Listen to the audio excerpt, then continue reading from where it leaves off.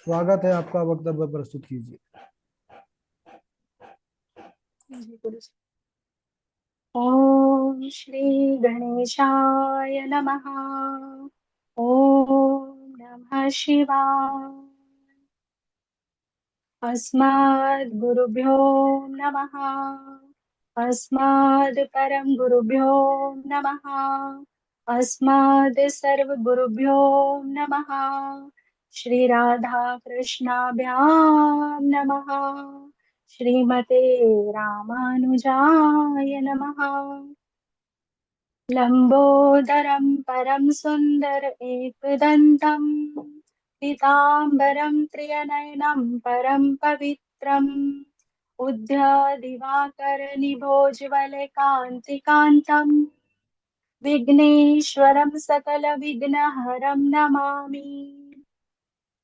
शरीरं स्वरूपं ततो वा कलत्रम् यशश्चारुचित्रं धनं वीरतुल्यम् मनश्चेन लग्नं श्रीगुरुरङ्घ्रिपद्मे ततः किं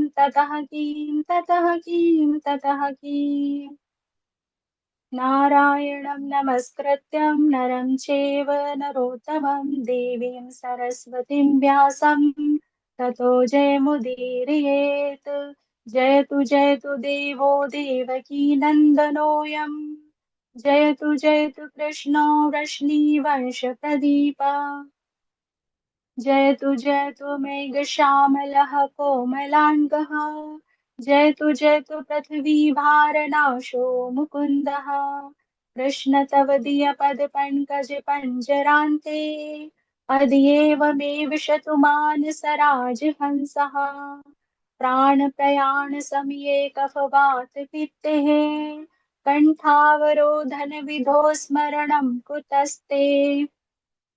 बर्हापीडं नटवरवपुः कर्णयो कर्णिकारं विभद्रवासः कनकपिशमवेजयन्तीं च मालां रन्ध्रान् वेणुर्धर सुधिया पुर्यन् वृन्दारण्यं सवपदरमणं प्राविशद गीतकीर्तिः। करारविन्देन पदारविन्दं मुखारविन्दे विनिवेशयन्तं वटे पत्रसे पुटे शयानं बालमुकुन्दं मनसा स्मरामि। रामाय रामभद्राय रामचन्द्राय वेधसे रघुनाथाय नाथाय सीताया पतये नमः। अञ्जनानन्दनं वीरं जानकी शोकनाशनम् कपीशमक्षहन्तारं वन्दे लङ्काभयङ्करम्। मूकं करोति वाचालं पङ्गुलङ्घयते गिरिं यत्कृपातमहं वन्दे परमानन्दमाधवम्। भक्ति भगवन्त गुरु चतुर किनके पद्मवन्दन किए नासत विघ्न हरे। नमामि भक्तवत्सलं कृपालुशीलकोमलां भजामि ते पदाम्बुजम् अगामि नाम सवधाम ते सवधामदम्। अनंत कोटि ब्रह्मांड नायक अचिंत कल्याण गुणगण निधान सर्वेश्वर सर्वार्धपति अकारण करुणा वरुणालय अकारण करुणा कारक सकल जन कलशापहारक परात्पर पर ब्रह्म अनंत कोटि कंदर्प दर्प दलन पटियान निर्गुण निराकार सगुण साकार जगदेक बंधु करणेक सिंधु श्री सच्चिदानंद घन परमात्मा श्री कृष्ण एवं श्री राधा रानी जी के युगल चरणार बिंदु में दासी का बारंबार प्रणाम। समुपस्थित भगवत भक्त श्री भागवत कथानुरागी सज्जनों, भक्तिमय मात्र शक्ति भगनी बांधो। सिया राम मैं सब जग जानी करहूं प्रणाम जोरी जोग पानी। समस्त संसार में श्री राम जी का वास है। सबके हृदय में श्री राम जी निवास करते हैं। सभी को श्री राममय जानकर मैं प्रणाम करती हूँ। श्री गुरुदेव जी भगवान को कोटि कोटि प्रणाम। पिछले वक्तव्य में हमने श्रवण किया था न मत प्रणीतम न पर प्रणीतम सुतो वदित शितवेन्द्र शत्रो निसर्गक्यमतिरस्य राजन् न्यच्छमन्युं गददा समानः। महाराज, इसे यह शिक्षा हमने नहीं दी है, यह इसकी जन्मजात बुद्धि है, इसलिए हमें क्षमा कीजिए। हिरण्यकशिपु ने जब प्रहलाद जी से कहा, जब तुझे यह शिक्षा गुरुपुत्रों से प्राप्त नहीं हुई है तो कहाँ से हुई है? तब प्रहलाद जी ने कहा, मतीर्न कृष्णे परतो सतो वामितो विपद्येत ग्रहव्रतानां महीयसां पादानुजुभिषेकं निष्कञ्जनानां न व्रणीत यावत्। पिताजी, जब तक प्राणी महापुरुष की चरण धूलि से स्नान नहीं कर लेता, तब तक उसकी बुद्धि अपने यहाँ किसी के समझाने पर भी भगवान के चरणों में नहीं लगती। जैसे ही हिरण्यकशिपु ने प्रहलाद के मुख से भगवान का नाम सुना, तो छोटे से बालक को उन्होंने नीचे गिरा दिया, नीचे पटक दिया और दैत्यों से कहा कि इसे अभी मार डालो। यह तो मेरे शत्रु का नाम लेने वाला मेरा भी शत्रु है, यह मेरा पुत्र नहीं हो सकता। तत्पश्चात जो दैत्य थे, महाराज हिरण्यकशिपु की आज्ञा प्राप्त करते ही प्रहलाद को मारने का उन्होंने अनेक प्रयास किया, अथक प्रयास किया।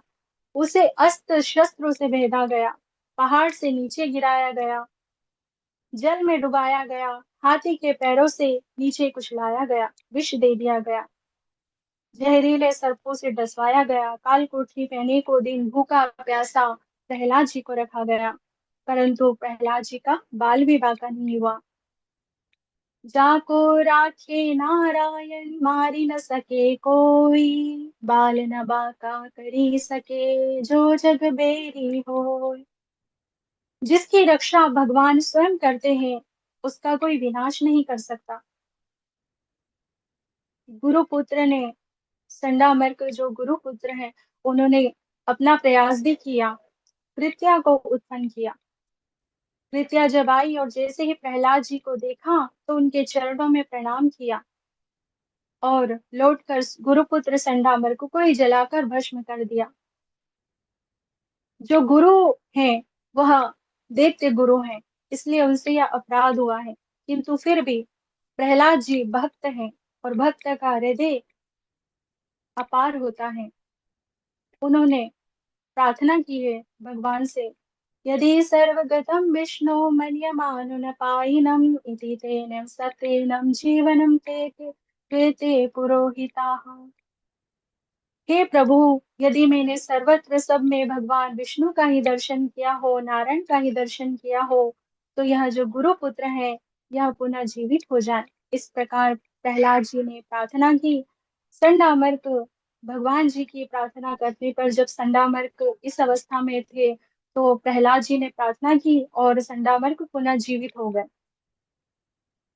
यहाँ हिरण्यकशिपु की बहन एक दिन होलिका आई और उसने चिंतित हिरण्यकशिपु को देखा तो कहा, भैया आप एक छोटे से बालक के लिए चिंतित हैं, आप चिंतित मत होइए और अपनी चिंता का त्याग कर दीजिए। और मुझे ब्रह्मा जी ने वरदान दिया है और मुझे यह वरदान है कि मैं अग्नि से जल नहीं सकती हूँ, तो आप एक विशाल चिता का निर्माण करवाइए और मैं उसमें प्रहलाद को लेकर बैठ जाऊंगी। प्रहलाद तो जलकर भस्म हो जाएगा, किंतु मेरा कुछ भी नहीं बिगड़ेगा।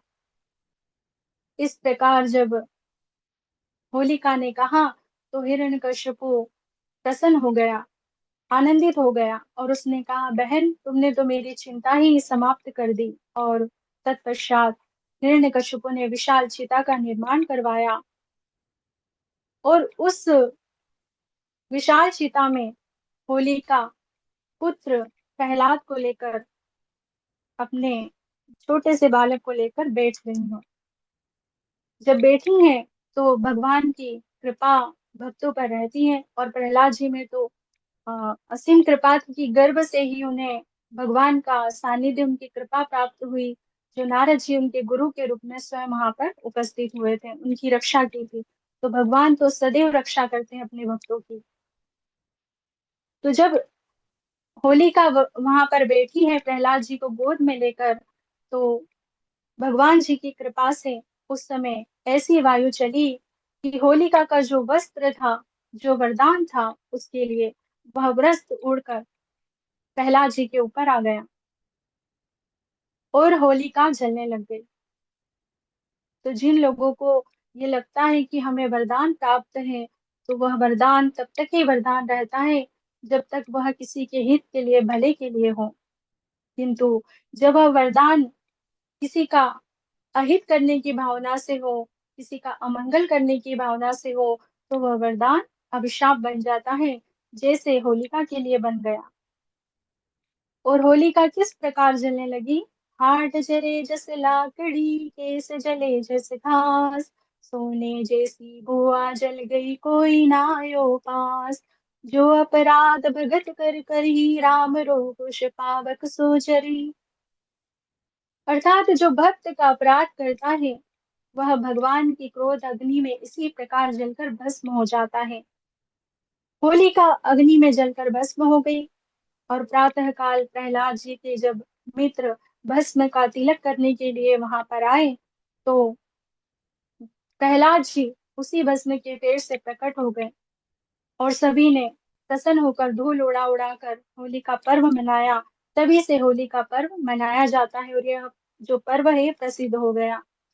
हिरण्यकश्यपु प्रहलाद जी से बहुत डर गए थे, भयभीत हो गए थे, और उन्हें गुरुकुल भेज दिया। और गुरु जी के सानिध्य में प्रहलाद जी रह रहे थे। अब गुरु जी एक दिन घर गृहस्थी के आश्रम के कार्य से बाहर गए हुए थे, और तभी देव के जो बालक हैं उन्होंने प्रहलाद जी को बुलाया खेलने के लिए। और प्रहलाद जी ने सबको बिठा लिया और उपदेश देते हुए कहा है, कौमाराचरित प्राज्ञो धर्मान भागवतानिहा, दुर्लभम मानुषम जन्म तदप्य दूर्वमर्थदम। मित्रों, यह जो मनुष्य का शरीर है, यह अत्यंत दुर्लभ है और सदा रहने वाला भी नहीं है। इसलिए कुमार अवस्था से ही हम सबको भगवान का भजन करना चाहिए। इंद्रियों से जो प्राप्त होने वाले सुख है, वह तो किसी भी योनि में प्राप्त हो जाएंगे, किंतु भगवान की भक्ति प्राप्त नहीं होती है सरलता से। इसलिए हमें इन सुख देने वाले उन भोगों की प्राप्ति के लिए प्रयास करने की तनिक भी आवश्यकता नहीं है। मित्रों, मनुष्य का जो आयु है, मनुष्य की जो आयु है, यह 100 वर्ष की होती है, जिसमें आधी आयु तो सोने में ही व्यतीत हो जाती है। बचे 50 वर्ष, उसमें भी प्रारंभ के जो 20 वर्ष होते हैं, वह खेलने कूदने में ही चले जाते हैं। अंतिम के जो 20 वर्ष है, उस अवस्था में जो शरीर होता है, वह पूर्ण रूप से कार्य करने में समर्थ नहीं होता, अर्थात कमजोरी आ जाती है। और बुढ़ापे में शरीर किसी भी कार्य के लिए तैयार नहीं रहता है। उसे चाहिए आराम और विश्राम। वो कितना भी प्रयास करे, किंतु उस समय उससे कार्य नहीं हो पाता, अनेक प्रकार के रोगों से ग्रसित हो जाता है। अब बचे 10 वर्ष, उसमें भी कभी पूर्ण न होने वाली अनेकों कामनाएं होती हैं, जिसे पूर्ण करने के लिए पूरा जो जीवन होता है वो व्यर्थ में ही चला जाता है। इसलिए मित्रों, यह जब जो जीवन है, इसे हमें भगवान के चरणों में समर्पित कर देना चाहिए। तब तक उस परमात्मा की हमें प्राप्ति कर लेनी चाहिए, उस प्राप्ति के लिए साधन कर लेना चाहिए। क्योंकि उपनिषद भी कहते हैं, यह चेत वेदी तद नहीं सत्य मरोति, न चेदी वेदी में महती विनष्टि। इस शरीर के रहते हुए यदि उस परमात्मा को हमने जान लिया तो अत्यंत उत्तम है, और यदि हम नहीं जान सके तो महान विनाश होगा। कैसा विनाश होगा? फिर वही 84 का चक्कर होगा, पुनरपि जन्म पुनरपि मरणम होगा। इस विषय में प्रहलाद जी कहते हैं कि परमात्मा को हम कैसे जान सकते हैं, कैसे जाना जाए? तो प्रहलाद जी कहते हैं, गुरु शुरूष शय्या भक्तया सर्वलब्धार्पणेन च, संगेन साधु भक्त नामीश्वर आराधनेन च, श्रद्धयां तत्कथायां च, कीर्तनेर गुण कर्मणाम्, तत्पदाम्बुरध्यानाथ तल्लीन चारणादिवे। अर्थात निष्कपट भाव से हमें गुरु की सेवा करनी चाहिए। और गुरु की जब सेवा करते हैं, तो जो भी गुरु जी की सेवा से जो भी हमें प्राप्त होता है, उसे हमें क्या करना चाहिए? भगवान के श्री चरणों में समर्पित कर देना चाहिए। महापुरुषों का सत्संग करने से, भगवान की आराधना करने से उनकी कथाओं में श्रद्धा प्रेम, उनके चरण कमलों का हमें ध्यान करने से, उनका पूजन और उनके गुणों का, उनके नामों का कीर्तन गान करने से हमें भगवान श्री हरि की भक्ति प्राप्त होती है और शीघ्र ही भगवान हरि प्रसन्न हो जाते हैं। भक्त कवि श्री सूरदास जी कहते हैं, पढ़ो रे भैया राम मुकुंद मुरारी, पढ़ो रे भैया राम मुकुंद मुरारी। कहे प्रहलाद सुनो रे बालक, लीजे जन्म सुधारी, पढ़ो रे भैया राम मुकुंद मुरारी। जनिधर को जड़मति काहू सो, भक्ति करो इस सारी को। हे हिरण्यकश्यपु अभिमानी, तुम सके सो मारी। राखनहार कोई और श्याम धरे, सूरदास प्रभु सब में व्यापक जय धरणी में, पढ़ो रे भैया राम मुकुंद मुरारी। सभी जो दैत्य बालक हैं, वह उन सबको सबसे उत्तम सरल साधन भगवान का कीर्तन ही दिखाई दिया। और उन सभी ने भक्त प्रहलाद जी के साथ जान मंजीरा उठाया और भगवान का कीर्तन करने लगे। गुरु संडामर्क जब लौट करके आए तो उन्होंने कीर्तन की ध्वनि सुनी और दौड़े दौड़े कीर्तन बंद कराने के लिए आए। और जब उन्होंने आकर देखा तो पूरा प्रयास किया, परंतु जो भक्ति में डूबे हुए भक्त थे, उन्हें कौन रोक सकता है।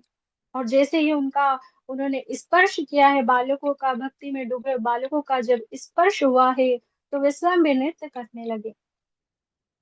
और भक्ति का ऐसा प्रभाव हुआ कि कोई भी अपने आप को रोक नहीं सका भगवान की कीर्तन करने में, नृत्य करने में, उसमें लीन होने में। और इतनी जोर का कीर्तन हुआ है कि ध्वनि जो थी वो हिरण्यकशिपु के महल तक पहुंच गई। और जब यह ध्वनि वहां तक पहुंची तो वहां के जितने भी सेवक थे वह सब अस्त्र शस्त्र लेकर कीर्तन बंद कराने के लिए आए। परंतु उन्होंने भी जब अपना प्रयास किया और बालकों का स्पर्श किया, उन्हें रोकने की चेष्टा की, तो ऐसा भक्ति की ऊर्जा का जो करंट है वो लगा कि वह सब भी नृत्य करने लग गए, नाचने लग गए और भक्ति में कीर्तन करने लगे। इतनी देर हो गई, बहुत देर हो गई, न कीर्तन बंद हुआ और ना ही सेवक वापस आए।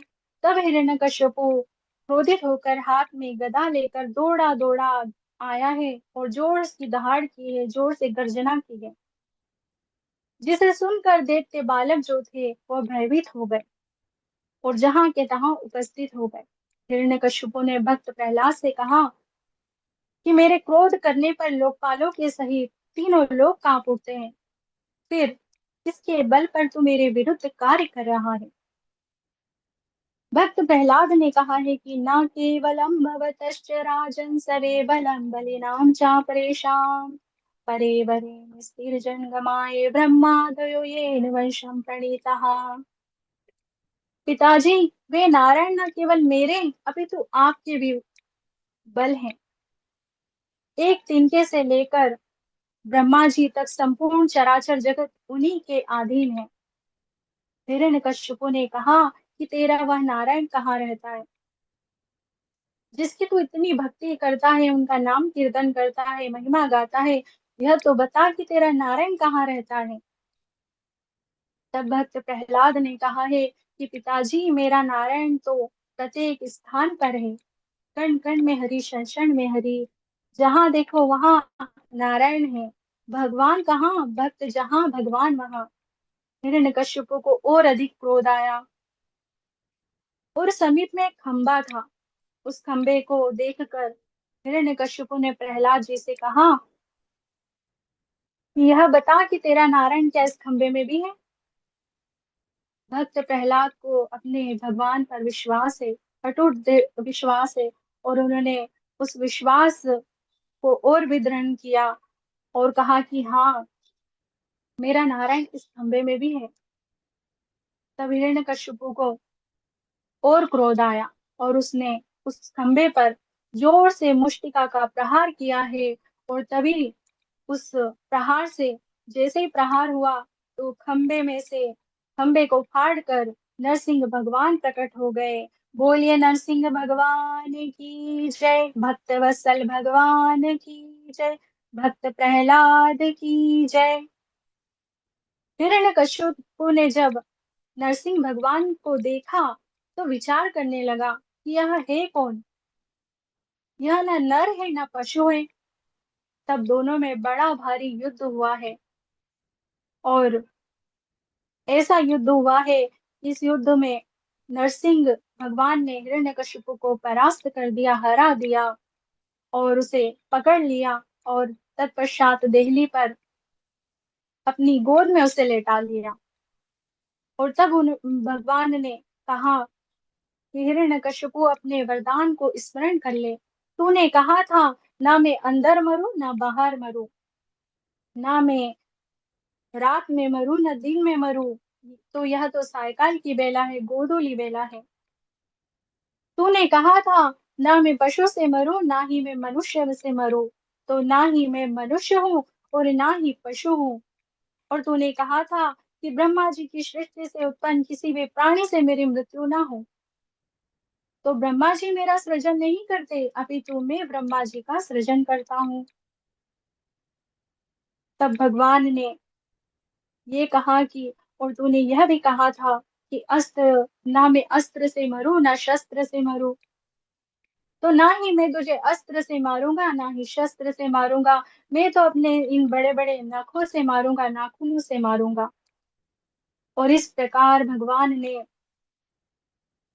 हिरण्यकशिपु के जितने भी वरदान थे उन वरदानों को विफल करके भगवान ने नाखूनों से उसका पेट फाड़ दिया, उसकी आंतें निकाल कर अपने गले में धारण कर ली और अंतरमाली बन गए। बोलिए अंतरमाली भगवान की जय। और फिर भगवान राज सिंहासन पर आकर बैठ गए, और उन्होंने इतने क्रोध में थे कि जितने भी देवता उन्हें प्रसन्न करने के लिए, उनका क्रोध शांत करने के लिए आ रहे थे, तो कोई भी उनका क्रोध शांत नहीं कर पाए। अनेकों देवता उनकी स्तुति करने आए, परंतु उनका क्रोध शांत नहीं हुआ। तब माता लक्ष्मी स्वर्ण की थाल में आरती सजा कर लेकर आई हैं, और भगवान की आरती उतारना प्रारंभ किया। और जैसे उनके मुखमंडल का दर्शन किया है, उन्हें देखा है, तो नरसिंह भगवान ने जोर की गर्जना की है। और उसी समय माता लक्ष्मी के हाथ से जो आरती की थाल थी वो छूटकर नीचे गिर गई, और वो भयभीत होकर भगवान ब्रह्मा जी की शरण में आई और उनसे कहा कि प्रभु, यह मेरे नारायण नहीं हो सकते, मेरे प्रभु नहीं हो सकते, क्योंकि जो मेरे नारायण हैं वह तो शांत अकारम, शांत रहने वाले हैं। तब ब्रह्मा जी ने कहा कि देवी, यह आपके प्रभु ही है। भक्तों की रक्षा के लिए, धर्म की स्थापना के लिए, अधर्म के नाश के लिए प्रभु कई रूप धारण करते हैं, और उनमें से प्रभु का एक स्वरूप यह भी है। तत्पश्चात ब्रह्मा जी ने विचार किया कि जिनके लिए यह रूप धारण किया गया है उन्हें ही इनके समीप भेजा जाए। तब पुत्र प्रहलाद जी से कहा कि प्रहलाद, प्रभु के समीप जाओ। तब भक्त प्रहलाद जी भगवान के समीप गए हैं, और उनके चरणों में उन्होंने प्रणाम किया है। और जैसे ही नरसिंह भगवान ने भक्त प्रहलाद जी को अपनी करुण दृष्टि से देखा है, तो अपनी गोद में छोटे से बालक को उन्होंने बिठा लिया। और भक्त का प्रेम भी देखिए कि भक्त भगवान की इस प्रकार स्तुति कर रहा था, वंदन कर रहा था, उनका नाम ले रहा था, भगवान इस स्वरूप में उनके समीप आए हैं, तो भी भक्त के हृदय में कोई भय नहीं है, छोटे से बालक हैं। अब हम ही देख ले कि हम में से कितने ही व्यक्ति भयभीत हो जाते हैं, छोटे छोटे बालक भी भयभीत हो जाते हैं, किंतु भक्त प्रहलाद को प्रभु की और अपने गुरुदेव की कृपा प्राप्त थी, अपार बल था, इसलिए वे भयभीत नहीं हुए। भगवान के उस स्वरूप में भी उन्होंने प्रेम देखा, भगवान के दर्शन किए।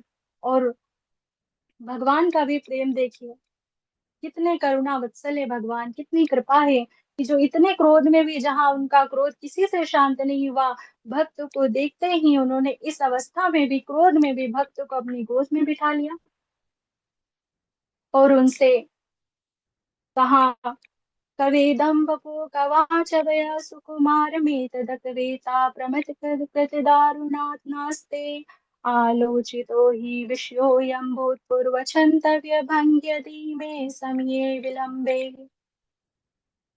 नरसिंह भगवान ने कहा, बोले प्रभु प्यारे कोमल तुम्हारे, अंगहाय असुर शस्त्र मारे, मम नाम गुण गाने में गिरी से गिरायो और जल में डुबायो है, अग्नि से जलायो कसर राखी ना सताने में, उर से लगायो लिपटायो प्रभु बार बार, करुणा स्वरूप भय करुणा दिखाने में, मंजुल मुखारविंद चुम चुम कहे प्रभु, क्षमा करो लाल मुझे देर भई आने में। भगवान ने कहा कि तुम्हारे प्यारे प्यारे कोमल सुकुमार हाथ पैर हैं, कितने कोमल हो तुम, और असुरों के जो शस्त्र हैं वह तुम पर कितनी बार प्रहार हुआ है, फिर भी तुम मेरा नाम गाते रहे। तुम्हें गिरी से गिराया गया है, जल में डुबाया गया है और अग्नि से जलाया गया है, कोई भी कसर नहीं रखी है, फिर भी तुम मेरा नाम गाते रहे। भगवान ने अपने हृदय से लगाया है और बार बार करुणा दिखाई है कि मुझे क्षमा करो, मुझे आने में विलंब हुआ, देर हुई। प्रहलाद जी ने हाथ जोड़कर नरसिंह भगवान की स्तुति की है। वाहम रजः प्रभम ईशतमोन्दिकेऽस्मिन् जातः सुरेतर कुले कवतवानुकंपा, न ब्राह्मणो न तु भवस्य रामायाः, यन्नेर्पिता शिरसा शिरसि पदम कर प्रसादः। प्रभु, कहाँ तो रजोगुण तमोगुण से युक्त असुर के वंश में उत्पन्न हुआ हूं मैं, और कहाँ आपकी करुणा कृपा। आपने जो मुझे अपना कर अपना कर कमल मेरे मस्तक पर रख दिया है, यह सौभाग्य तो ब्रह्मा जी, शंकर जी और आपकी प्राण वल्लभा माँ लक्ष्मी जी को भी प्राप्त नहीं हुआ। मैं धन्य हूँ प्रभु। नरसिंह भगवान ने कहा, प्रहलाद पुत्र वर मांगो। तब प्रहलाद जी ने कहा, यस्य आशीषासस्ते न सबृते सवे वणिक, जो सेवक सेवा के बदले कुछ मांगता है वह सेवक नहीं रहा, वह तो व्यापारी की श्रेणी में आता है। इसलिए आप ऐसी कृपा कीजिए कि मेरे हृदय में कामनाओं का बीज उत्पन्न न हो, और यदि आप मुझे कुछ देना ही चाहते हैं तो मेरे पिताजी जो है हिरण्यकशिपु, उन्होंने आपका अपराध किया है, आप उन्हें क्षमा कर दीजिए, उन्हें मुक्त कर दीजिए। तब नरसिंह भगवान ने कहा कि प्रहलाद, जिस कुल में तुम्हारे जैसा भक्त उत्पन्न हो जाता है वह कुल पवित्र हो जाता है। उस कुल की 21 पीढ़ियां तर जाती हैं, 10 पहले की और 10 बाद की, और उसकी एक स्वयं की। नरसिंह भगवान ने प्रहलाद जी का स्वयं राज्याभिषेक किया है, और नरसिंह भगवान ने उन्हें खूब आशीर्वाद दिया है, और ब्रह्मा जी को डांट लगाई, खबरदार सावधान, जो आज के पश्चात दैत्यों को ऐसा वरदान दिया। तब ब्रह्मा जी ने क्षमा याचना की है, और नरसिंह भगवान ने प्रहलाद जी को स्नेह प्रेम आशीर्वाद दिया और वहां से अंतर्ध्यान हो गए। सुर घनेरे फिरे पद गावत पे पद, सुर सो स्वाद कहाँ है, बहुताल मंजीरा बाजत फिरे मीरा, मत वारी सी याद कहाँ है। सिया राम कथा कितनों ने सुनी, तुलसी सरसी मर जाते कहाँ है, नरसिंह बसे प्रति खम्बन में पर, काढ़वे को प्रहलाद कहाँ है, नरसिंह बसे प्रति खम्बन में पर, काढ़ने को प्रहलाद कहाँ है। अर्थात आज भी हर खंबे में, हर स्थान पर, सबके हृदय में भगवान है, किंतु पुकारने के लिए भक्त प्रहलाद कहाँ है। तो हम सबको भी भगवान और भगवान के जो भक्त हैं उनको प्रणाम करना चाहिए, गुरु को प्रणाम करना चाहिए, और उनसे प्रार्थना करनी चाहिए कि हमें भी ऐसी भक्ति प्राप्त हो, ऐसी कृपा प्राप्त हो कि हम भी भगवान को उस दृष्टि से देख सके और उन्हें पुकार सके, और भगवान हमारी सुन सके। बोलिए श्री गुरुदेव भगवान की जय। बोलिए श्री भक्तवत्सल भगवान की जय। श्रीमद् भागवत महापुराण की जय। श्री सुखदेव जी महाराज की जय। श्री गौ माता की जय। श्री यमुना महारानी की जय। श्री वृंदावन धाम की जय। जय जय श्री राधे। जय जय श्री राधे। जय जय श्री राधे। आज का जो वक्तव्य श्री गुरुदेव जी के चरणों में समर्पित करती हूँ। इससे आगे का जो प्रसंग है वो अगले वक्तव्य में श्रवण करेंगे। जय श्री गुरुदेव भगवान। अपनी वाणी को विश्राम।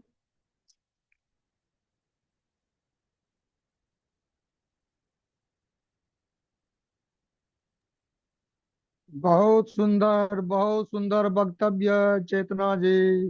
राधा माधव की कृपा आप पर बनी रहे। और श्लोक का भी बहुत सुंदर इसी प्रकार अध्ययन करते रहिए और वक्तव्य देते रहिए। राधा रानी की कृपा हमेशा आप पर बनी रहे। जय श्री राधे। जय श्री राधे। चलिए, बहुत बढ़िया। हमारे झा जी प्रसन्न हो गए। सभी बड़े प्रसन्न हैं आपके वक्तव्य से, जितने लोग जुड़े हैं और सब लिख रहे हैं। सुष्मिता जी भी। ठाकुर जी कृपा बनी रहे, मेहनत करते रहिए।